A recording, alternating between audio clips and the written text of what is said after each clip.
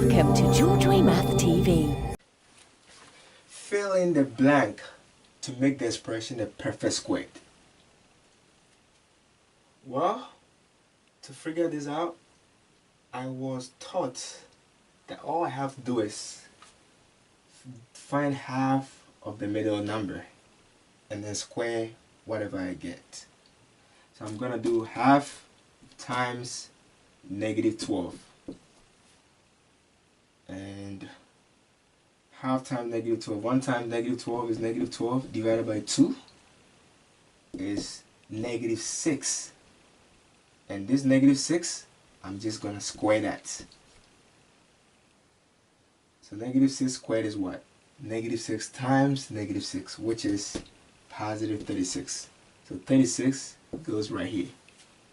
Okay? And then same thing for this. I'm doing half times the middle number, which is -18. And this is going to be what? Half times -18. 1 times -18 is -18 divided by the same 2.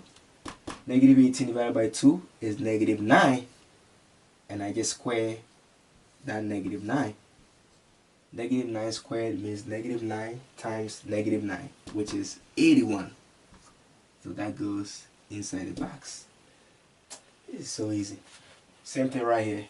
I'm going to have to find half of the middle number. So half times 6. And that will be what? 1 times 6 is 6 divided by 2 is 3. And I square that 3.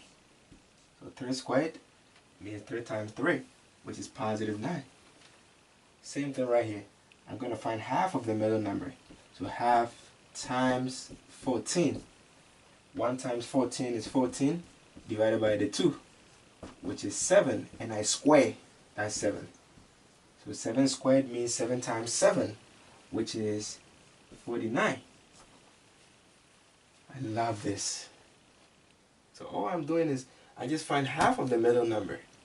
And then whatever answer I get, I make sure I square that.